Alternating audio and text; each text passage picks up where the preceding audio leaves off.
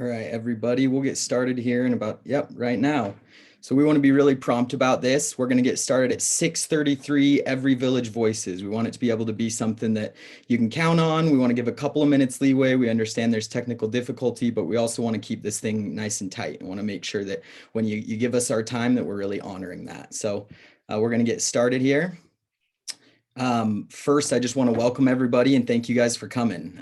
This has been a dream of ours to get started for a long time now, and it's pretty overwhelming the amount of support that we got so early on. So it's wonderful to be here, and we're hoping to be able to share with you both some of the journey that the village is going through and also what we're learning along the way. You know, we're trying to be very deliberate about engaging in topics adjacent to homelessness and the kinds of things that drive the problem. And what we really want is to be able to make a real educational opportunity for our supporters so that we can all be learning together and be advocating for the correct kinds of policy to solve this problem.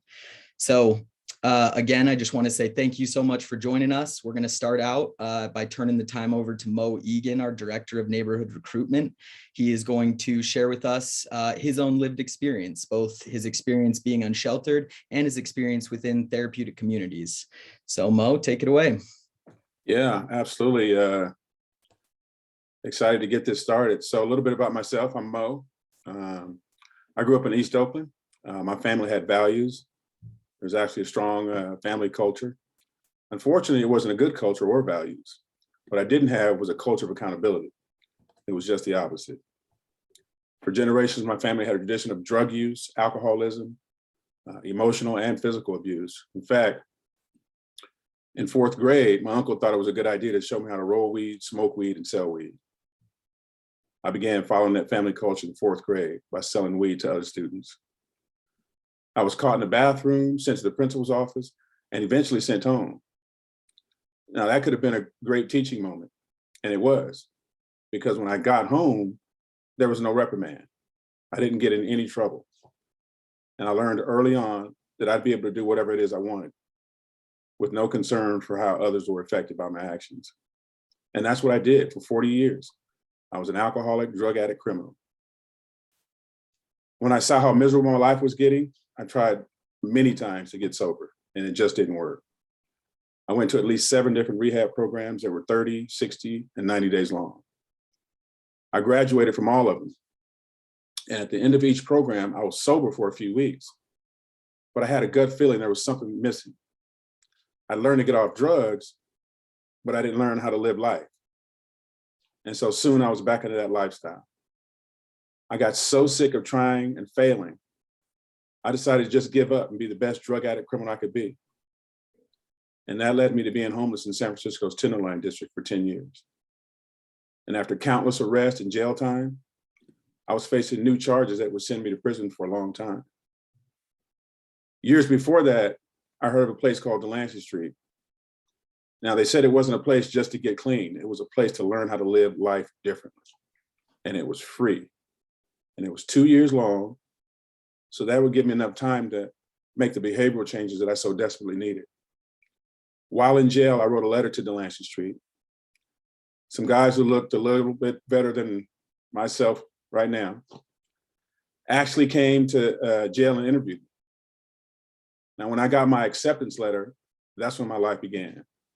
The minute I walked into Delancey Street, I could tell it was something different from those other programs that I went to prior. First, I saw guys I ran the streets with, did drugs with, did crimes together. They had been there for 2, 3, 5 years, and they were now leaders in the community. At first, I thought this would work out great. They could show me how to get drugs in there, women, and whatever it is I wanted. But they didn't. In fact, they yelled at me for even thinking about it. One time they yelled at me because I heard someone call another person the N-word. And I didn't say anything.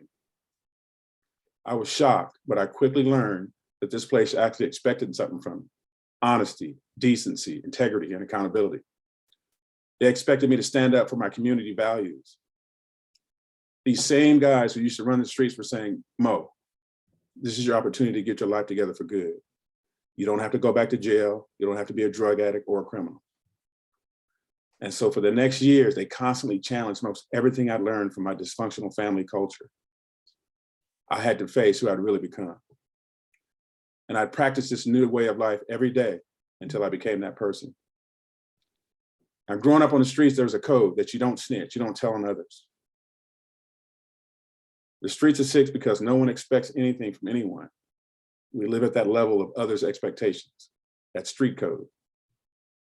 It's the very thing that keeps folks from identifying what's right, what's wrong, but most importantly, how to fix it and begin a life of purpose and prosperity. For me, getting out of homelessness and addiction and crime, it wasn't just about getting sober. It was about learning a new way of life. And the best way to do that is in a community that is both supportive and demanding. Can that work for others caught up in the cycles of homelessness? And if so, how do we do it? Well, awesome. Thank you, Mo. So Mo's teeing up a really important question for us, which is, what do you do with people who have developed values that are sometimes antithetical to society and to functioning, into their own ability to thrive? And so we're going to return to that question. How do you take somebody that grew up in a certain kind of peer situation that created a certain set of values? How do you turn those values on their head? How do you reverse that effect? So what I want to do real quick, though, before we return to that, is go to a quick village update. So each of these village voices will feature three things. It'll feature a lived experience from somebody who has been on the streets or experienced what we're talking about, a quick update on the village, and then a very special speaker that'll line up, a topic that we find to be extremely valuable, that's been essential to the development of the village. So on to the village update. I'm going to share this beautiful little fly through with you. It might be a little choppy on your end, but I wanted to share it anyway. As I kind of discuss where we're at with the village. So we've been in the middle of two political processes. One is with the legislature, where we've been requesting some funds based on the governor's budget. He had requested a good chunk of money for affordable housing and for homeless services. And so we were working on getting a portion of that. Unfortunately for us and for the state, that was slashed down in a major way. The total proposal for combination between homeless services and deeply affordable housing was supposed to be $228 million. It ended up being 55 million. And so that's a pretty big loss. But at the same time, that's a good chunk of money that's provided that we will have the opportunity to apply for and to hopefully catalyze some of the development of the other side village. The other process is the city council process. And so that's for actual approval of our rezone amendment and our public benefit analysis. We're still awaiting the final city council vote on that. We did receive planning commission approval last fall. And so we're ready to turn dirt as soon as we get that. But we know that the mayor's office and the city council are crossing the T's and dotting the I's to make sure that everything is taken care of in that. And so in the meantime, though, what we realized is that the most important part of the village can still be developed. What we know is going to be the most essential in the village is the culture and the people. And so we've actually been able to enter into a wonderful partnership with Valley Behavioral Health in order to actually begin the process of creating programming and getting our first set of villagers. And so these are our first neighbors here. We actually just had our second meeting with them earlier today. We have 4 official neighbors and it is going wonderfully. We have facilities that Valley Behavioral Health is allowing us to use. And slowly but surely, we're going to ramp up our programming schedule so that coincides with when the actual physical space for the village is ready. We're not just starting on day one. We're actually ready to move in our first cohort of successful neighbors who can really create that foundational culture that we can build upon to then be successful for the long term. So that's possibly the most exciting thing in the world for us right now, and something that we all should be able to celebrate together.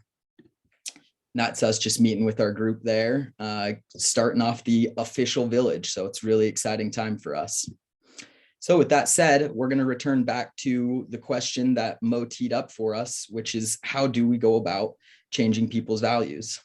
So I'm going to turn the time over to Joseph Grenny.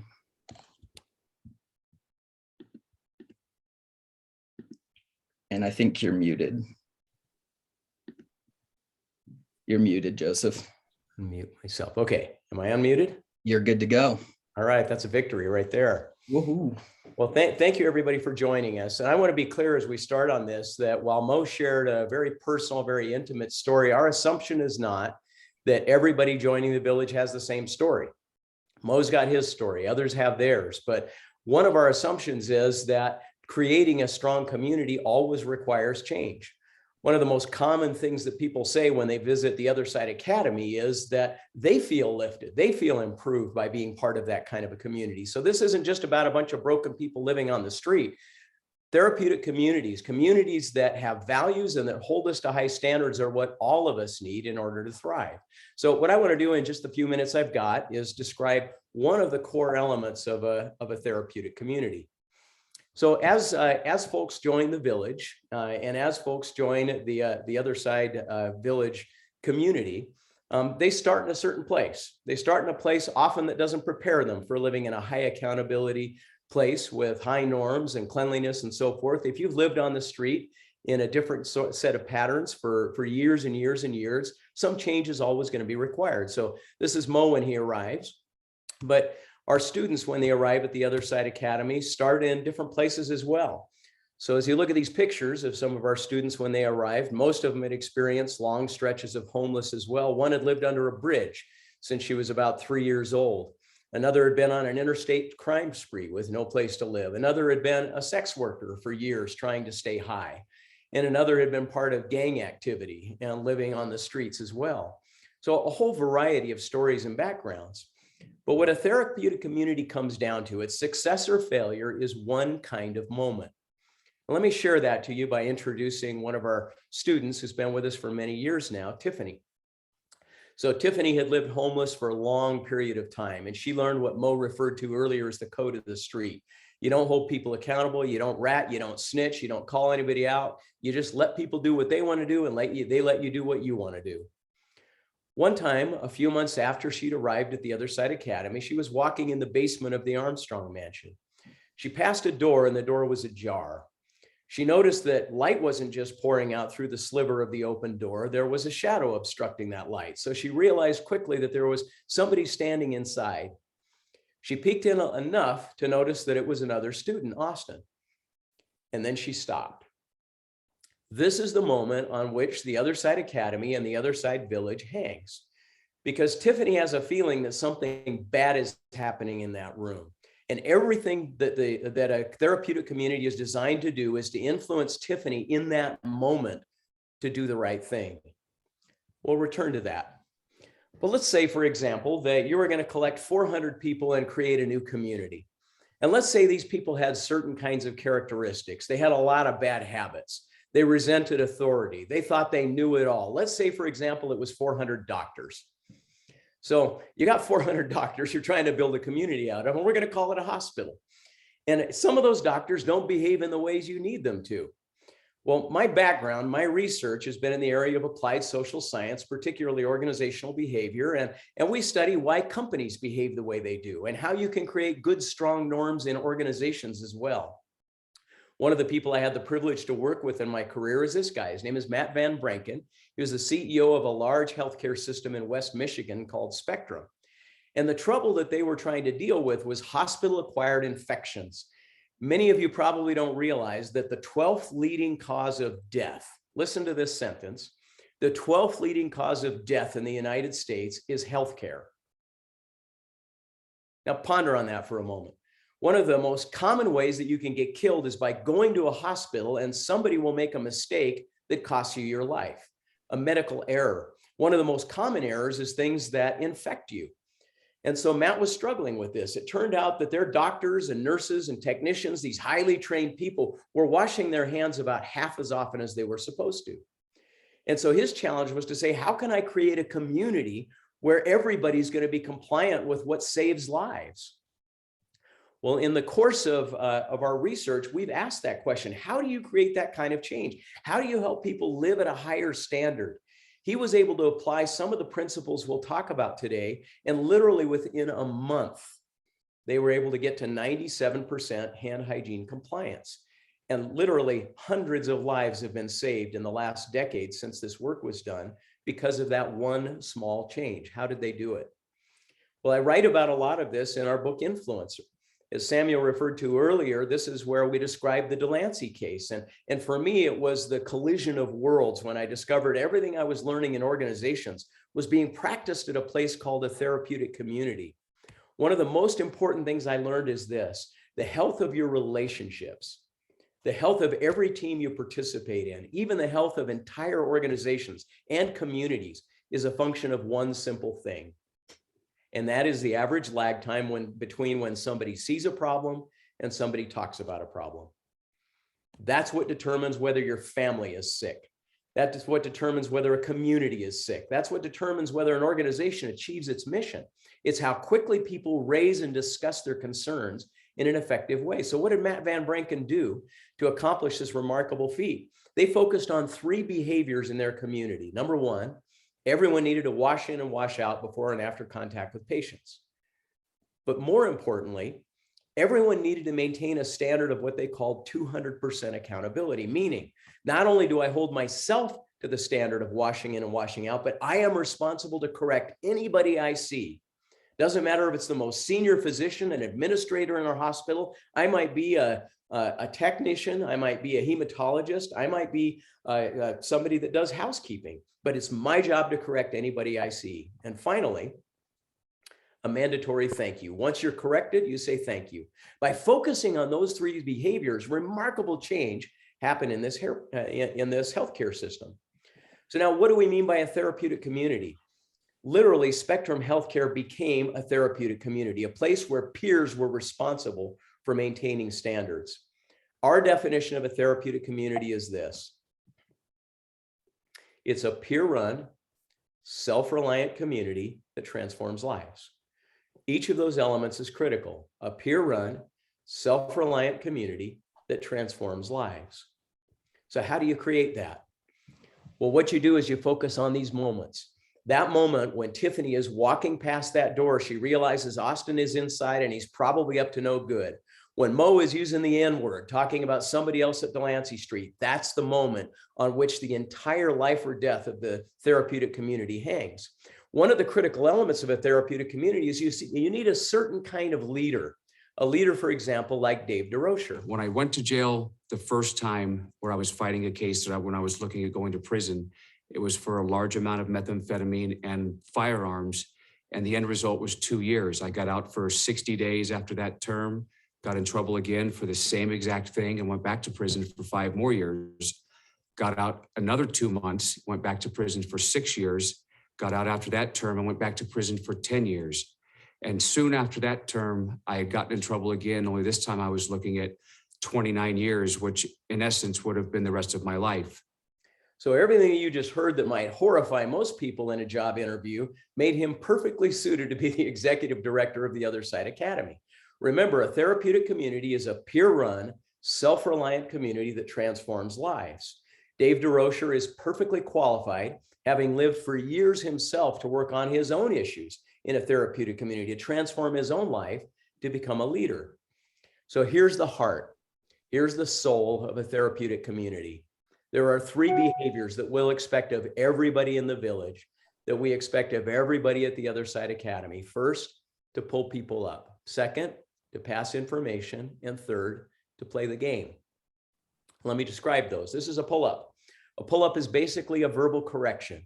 It means if you see something, you say something. The lag time between when you see it and when you say it needs to be as close to 0 as possible. We know that lives hang in the balance at the Other Side Village, and they do at the Other Side Academy as well, based on whether or not Tiffany speaks up in that moment. If she lets that slide, then all the mischief that occurs afterwards is a consequence of that missed pull-up. The second thing everyone needs to do is pass information. This is one of the common things you'll see as you pass the village, is just people within a neighborhood of 25 homes talking to the most senior members of that neighborhood and passing information. Here's something I saw that concerned me. I gave a verbal correction to so-and-so. This is something that's going on in our neighborhood. It's that free flow of information that helps all problems to get solved. Next is what we call playing the game. Now, this will work differently at the village. Please listen to that. It will be a little less robust. It'll be a lot lower tone, but it'll be precisely the same kind of community accountability. Twice a week at the Other Side Academy, we'll meet in groups of 20 to 25, and we help give verbal corrections and feedback to one another. This is an example of what it might sound like. So here's a student, Greg, who stole a jacket. He saw a jacket he liked in the clothing room, and he didn't ask permission to take it. He took it. And when it was discovered missing, he decided to try to pin it on one of the other students, a guy by the name of Russell that's joining on the call today. And I want you to watch the interaction between them. Remember, the volume will be a lot different at the village, but the same kind of peer accountability is at the heart of maintaining that healthy community. You know, when we went down there, what happened. And I trust you. And this is the kind of you give me in return. You throw me under the bus. I get called in the quorum and question my integrity that I've been working on so hard, and you just blow it right there. Now I have to prove to the staff and everyone that I didn't. You know what? Greg, is that you won't listen to what he's bringing you, man. He cares about you. We all care about you. And you're sitting over there. I didn't do that. I don't remember that. You're right. Hey, Russell, you're right, man. I'm sorry, man. I did that. That is where a heart changes. If you slow down the action on that, you'd see some important things. First, Russell bringing some truth to him. But then you saw Gareth, another student, expressing love, making sure he understands we're doing this because we're trying to save your life, because we love and care about you. And then you see this moment of change. It's that moment, as Mo described earlier, when somebody corrects you and says, we don't talk about the N-word here. We don't do that here. That's not who we are. And that value gets absorbed and a heart and a soul starts to change. And he becomes suited for a highly moral, clean, safe community for the first time in his life. At the Other Side Academy, we call this 200% accountability, just like they did at Spectrum Healthcare. I hope the message you take from this is not just that this is what a bunch of broken people need. This is what human beings need. This is what all of us need, whether you're doctors or whether you're unsheltered. All of us need to live in a community where people expect something from us. And when we do, we're capable of incredible things. Those of you that know the Other Side Academy know what's been accomplished. Won't it be wonderful when 430 people currently living on the streets will have these same brag rights? This is one of my favorite videos in the world. Just watch this for a second. We just opened a new social enterprise at the Other Side Academy called the Other Side Storage. A lot of our moving trucks, the Other Side movers, are stored there now. This is 8:30 in the morning. Watch what happens. I worked for 3 years for Lockheed Martin in Fort Worth, Texas, and got to watch F-16s taking off from the flight line. I don't think my heart soared any more then than watching a fleet of moving trucks pulling out and realizing what it represents, the kind of pride and ownership and the personal change that's happening as people are part of something for the first time in their lives in many cases. One after another pulls out and they go out to deliver remarkable service and return with incredible pride at the trust that they're creating with the community. That can't happen without a therapeutic community. It can't happen unless you have a community where the lag time between when people say something and when they see something is as short as humanly possible. And all the rituals we'll be designing, all of the practices and the culture at the Other Side Village will be designed to get those three behaviors happening: pulling people up, passing information, and then participating in what we'll call the circles process there. You've seen our boutiques, and now you know the secret. The secret behind all of the success, changed lives, and successful businesses at the Other Side Academy is just that the lag time is as short as possible. We're in each other's business. We're part of each other's lives. And it's a combination of both truth and love. Mo and I like to talk about how the success or failure at the village comes down to the Coke can moment. You move into your house for the first time at the village, you go to your front porch, you drink a cold can of Coca-Cola from your own refrigerator, then you crumple it up and you throw it on the grass in front of the house. That's the moment.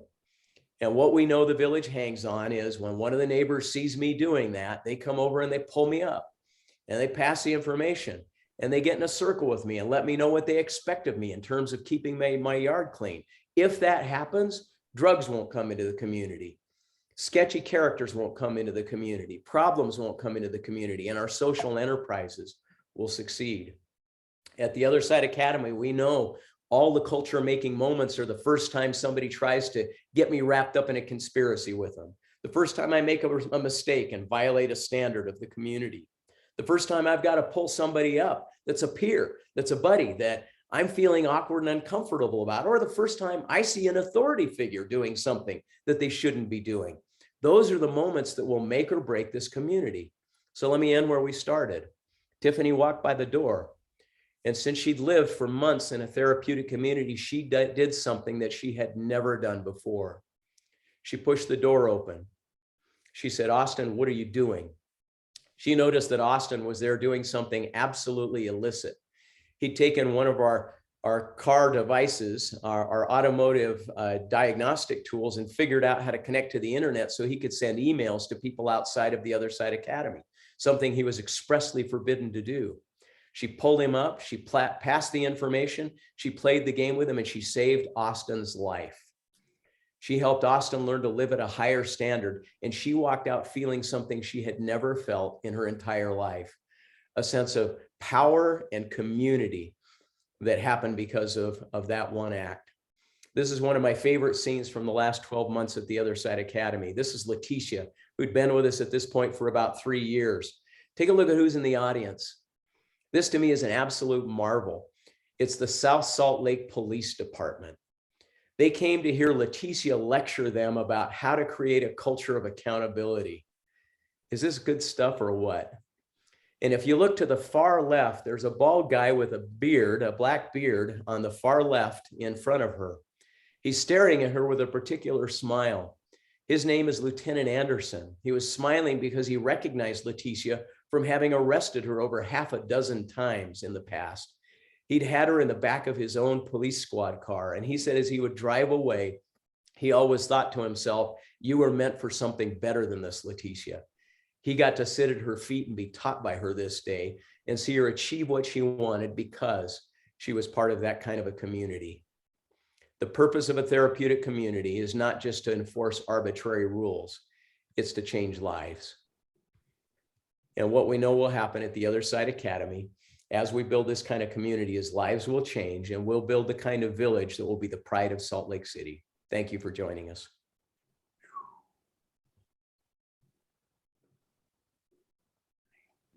Well, thank you so much for sharing. And if you want to unshare your screen, we will. And I invite everybody, if you'd like to go to your top right and go into gallery mode, it'll just allow you to view everybody. So that's kind of the end of our formal programming for Village Voices. Like I said, we always want to keep it really tight and information dense. We want to make sure that you guys know that when you show up, that it's every minute that you're here and that you dedicate to this will be dedicated to something that you can really learn from. Now, we also would love to be able to have, an opportunity for questions and for open discussion for us to really brainstorm with each other. So we invite any of you that have a rushed schedule to exit now if you'd like. We'd also love to have all of you stick around for some question and answer and some discussion. For anybody who is going to take off, the next Village Voices will be Wednesday, April 27th at 6:30 p.m. So the fourth Wednesday of every month. We are still working on confirming the guests, so I don't want to say any names yet, but I'm confident that it will be just as high quality of information. So we'll get that invite out as soon as we know, sometime in the next week or so. But please plan on joining us about a month from today for the Village Voices #2.